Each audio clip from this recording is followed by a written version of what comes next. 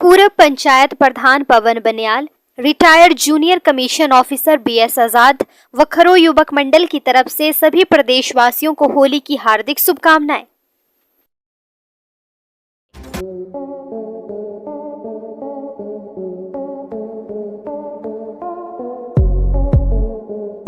दोस्तों, होली को रंगों का त्योहार कहा जाता है। रंगों के बिना होली की कल्पना भी नहीं की जा सकती। होली आते ही छोटी मोटी दुकानों से लेकर बड़े बड़े बाजारों में रंग बिरंगी गुलाल दिखाई देने लगती है। होली एक ऐसा त्योहार है जिसे भारत के लोग बड़े ही धूमधाम से मनाते हैं। लोग एक दूसरे के चेहरे पर गुलाल लगाते हैं और गले मिलते हैं। कभी कभी तो लोग अपनी हद पार कर देते हैं और रंग गुलाल को पूरे शरीर पर लगा देते हैं। लेकिन दोस्तों, क्या कभी आपने सोचा है, जिस रंग से हम इतनी सारी खुशियां मनाते हैं, वही रंग कभी कभी हमें दुख भी दे सकता है। और क्या कभी आपने सोचा है, जिस रंग को आप लोगों के चेहरे पर बड़े ही चाव से लगाते हैं, वो रंग आखिर बनता कैसे है? जिस गुलाल को आप अपने सिर पर लगाते हैं, आखिर वो गुलाल बनती कैसे है? इस रंग बिरंगी दुनिया का कड़वा सच जानने के बाद शायद आपके होश उड़ जाएंगे। तो दोस्तों, आज के वीडियो में हम आपको इस रंग बिरंगी दुनिया के हर एक उस पहलू से वाकिफ करवाएंगे जिसे आपने शायद पहले कभी नहीं देखा हो। तो हमारे साथ अंत तक बने रहिए। दोस्तों, भारत देश में प्राचीन काल से ही होली का त्योहार मनाया जाता है, लेकिन पुराने समय में केमिकल नाम की कोई चीज नहीं हुआ करती थी। इसलिए भारत के लोग शुद्ध और बिल्कुल देसी तरीके से फूलों की मदद से रंग तैयार करते थे। आज के समय में भी कई बड़ी बड़ी कंपनियां बिल्कुल नेचुरल तरीके से रंग बनाती है और ये रंग बिल्कुल भी नुकसानदायक नहीं होता। मतलब आप अपने दोस्तों यारों के साथ जी भर के होली खेल सकते हैं, फुल मस्ती कर सकते हैं। तो आइए जानते हैं नेचुरल तरीके से कलर कैसे बनाए जाते हैं।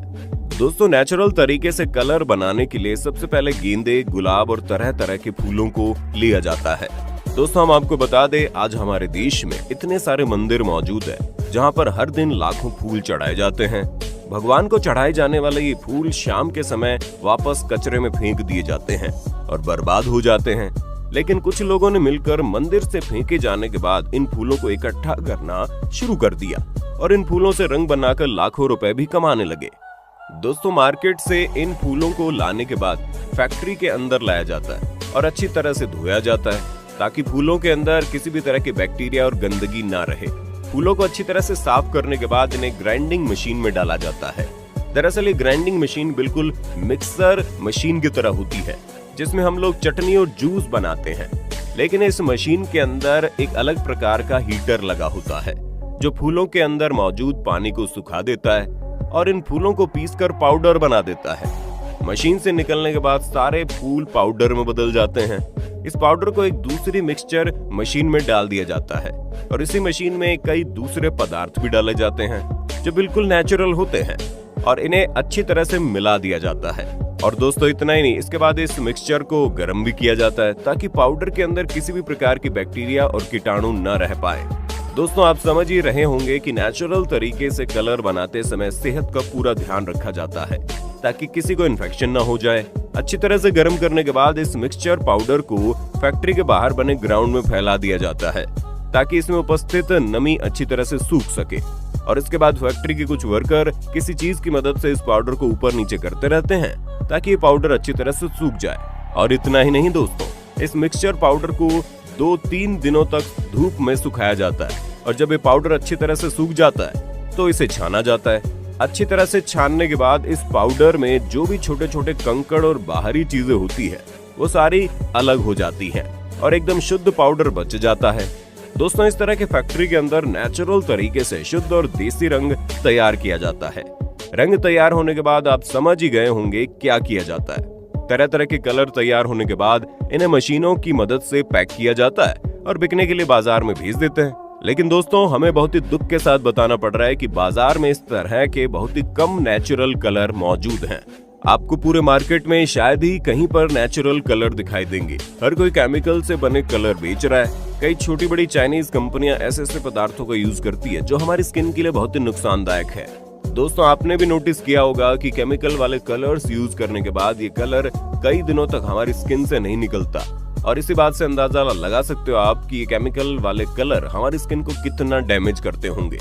दोस्तों, आप सभी भली भांति जानते हैं कि हमारी स्किन पर छोटे छोटे रोम छिद्र होते हैं जिनसे पसीना बाहर निकलता है, लेकिन ये केमिकल वाले कलर रोम छिद्रों को बंद कर देते हैं, जिससे कई बार स्किन पर दाग, खाज, खुजली और लाल रंग के धब्बे पड़ जाते हैं। वहीं दूसरी तरफ नेचुरल तरीके से तैयार किए गए कलर पानी डालने पर तुरंत निकल जाते हैं। ये कलर हमारे स्किन को बिल्कुल भी नुकसान नहीं पहुंचाते। लेकिन दोस्तों, आपको ये जानकर हैरानी होगी कि कुछ लोगों को नेचुरल कलर भी नुकसान पहुंचा देते हैं और उनकी स्किन पर लाल रंग के धब्बे पड़ जाते हैं। दोस्तों, हम आपको बता दें, कुछ लोगों को फूलों से एलर्जी होती है, इसलिए जैसे ही फूलों से बनी हुई चीज उनके कांटेक्ट में आती है, उन्हें एलर्जी होने लगती है और इसीलिए कई बार नेचुरल तरीके से तैयार किए गए कलर भी ऐसे लोगों को नुकसान पहुंचा सकते हैं। तो भाई साहब, अगली बार किसी के ऊपर रंग डालने से पहले इतना जरूर पूछ लीजिए कहीं उसको एलर्जी तो नहीं है। दोस्तों, अब बात करते हैं उन केमिकल रंगों की जिनका आजकल भारी मात्रा में उपयोग हो रहा है। दोस्तों, ये सच्चाई सुनकर आपके होश उड़ जाएंगे कि केमिकल रंगों की वजह से त्वचा का कैंसर भी हो सकता है। अगली हकीकत जो हम आपको बताने वाले हैं, उसे सुनकर शायद आप रंगों की होली खेलना ही छोड़ देंगे। दोस्तों, इन केमिकल रंगों को कुछ इस तरह से तैयार किया जाता है कि अगर ये इंसानों की आंख में ज्यादा मात्रा में चले जाए तो इंसान कुछ समय के लिए अंधा हो सकता है, और तो और ये रंग गलती से मुंह के अंदर चले जाते हैं तो हमें कुछ समय के लिए खाने का स्वाद ही नहीं मिल पाता। दोस्तों, अब हम आपको बताने जा रहे हैं इन रंगों के बनने का काला सच। दोस्तों, आपने एक चीज तो जरूर नोटिस की होगी, आप जब भी मार्केट से केमिकल वाले रंग लाते हैं तो ये सभी रंग देखने में लगभग एक जैसे होते हैं। इन्हें देखकर कोई भी नहीं बता सकता कि कौन सा रंग किस कलर का है।